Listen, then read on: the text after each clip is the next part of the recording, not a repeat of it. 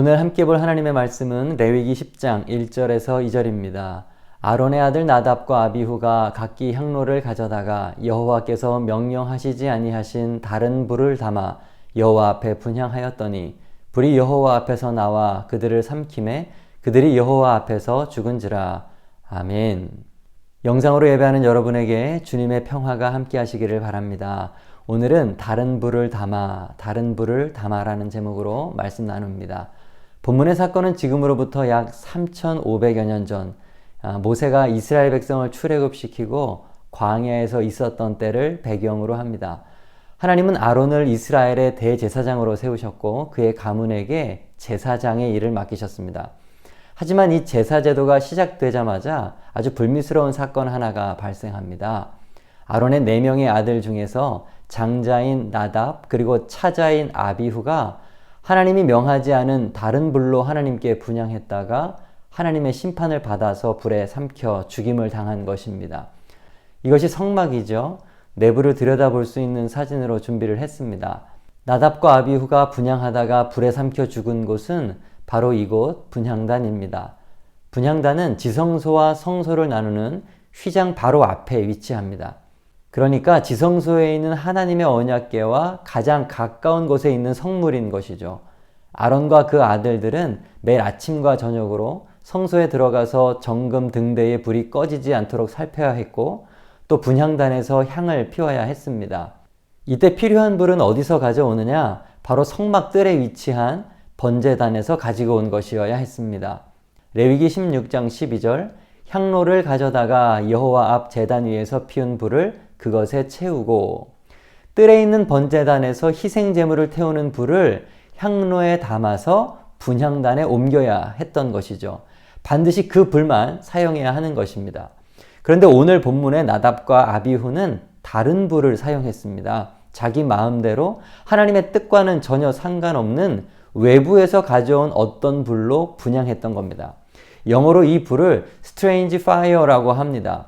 출처를 알 수 없는 이상한 불, 이것은 하나님의 진노를 사기에 충분한 것이었습니다. 제사장들이 꼭 사용해야 했던 이 번제단 위의 불, 이것은 십자가 위에서 희생제물 대신 예수 그리스도의 피를 상징합니다. 그렇습니다. 모든 성도는 하나님 앞에 나아갈 때 반드시 예수님의 보혈을 가지고 나와야 합니다. 피는 곧 생명이라 나의 생명을 대신해서 흘리신 예수님의 생명을 하나님께 증거로 가지고 나아가야 하는 것이죠. 여러분, 이것만이 우리들의 거룩이요 성결입니다. 예수님만이 하나님과 우리를 화목하게 합니다. 그 피만이 우리를 구원합니다. 하나님께서는 다른 불은 받지 않으십니다.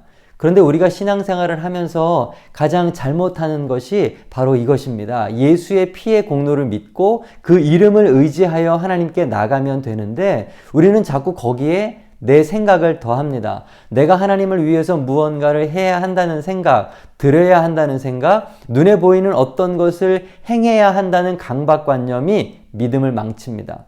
구원을 얻기 위해서 무언가 선한 일을 해야 한다는 생각, 이것은 인간 사고의 보편적인 경향입니다. 단지 믿음으로 의로워진다고 하는 이 성경의 선언을 쉽게 받아들이지 못하는 것이죠.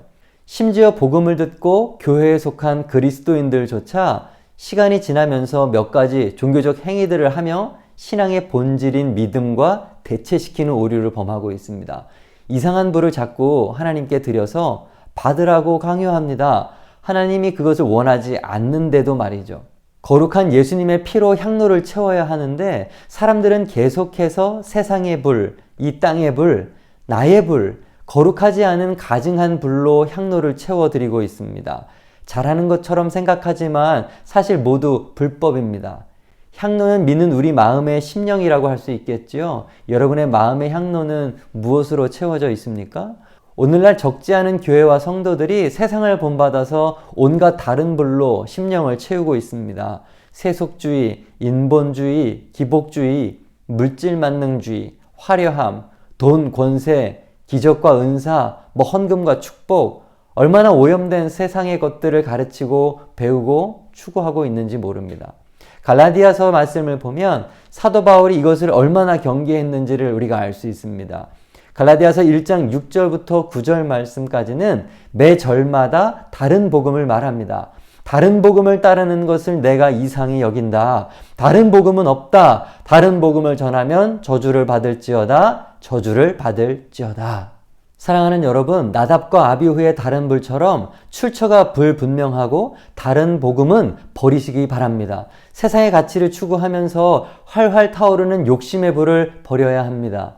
오늘 말씀을 보면 심지어 이 나답과 아비후는 지금 각기 향로를 취했다고 했습니다. 마치 서로 경쟁하듯이 자기의 향로를 챙겨서 거기에 불을 담아 분향단으로 간 것입니다.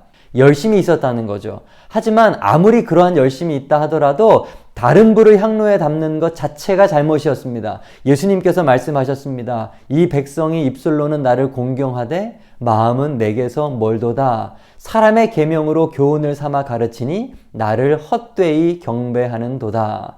너희가 너희 생각만으로 예배하는구나. 그것은 헛된 예배란다. 이렇게 탄식하시는 말씀입니다. 내가 너희에게 명령하는 말을 너희는 가감하지 말고 내가 너희에게 내리는 너희 하나님 여호와의 명령을 지키라. 여호와의 명령, 그분의 말씀, 그분의 방법으로 예배하고 살아가야 합니다. 예수님께서 말씀하셨습니다. 내가 곧 길이요 진리요 생명이니 나로 말미암지 않고는 아버지께로 올 자가 없느니라. 하나님께서 우리에게 주신 유일한 구원의 방법, 예수 그리스도를 믿으십시오. 오직 의인은 믿음으로 말미암아 산다고 했습니다. 예수 그리스도에 대한 믿음 외에는 그 어떤 것으로도 우리는 구원을 얻을 수가 없습니다. 내 힘으로, 돈으로, 지식으로, 명예로 얻을 수가 있는 것이 아닙니다. 나의 가까운 친구가, 나의 사랑하는 가족이라도 구원을 나에게 줄 수가 없습니다. 나의 전 재산을 하나님께 다 바쳐도 내 인생을 드려도 그 행위로는 구원을 얻을 수가 없다는 말입니다. 구원은 우리 피조물에게서 나올 수가 없는 것입니다. 오직 하나님께서 마련하신 방법, 하나님의 길, 예수 그리스도의 죽음과 부활만이 우리를 구원합니다. 다른 이로서는 구원을 받을 수 없나니 천하 사람 중에 구원받을 만한 다른 이름을 우리에게 주신 일이 없음이라. 우리의 심령에 오직 번제단, 즉 십자가 위에 달리신 예수의 피를 담아 그것으로 하나님을 예배하는 우리가 되기를 원합니다. 여러분, 무엇으로 이 세상을 살려고 하십니까? 어디에서 오는 힘으로 이 어려운 시기를 버텨낼 것입니까?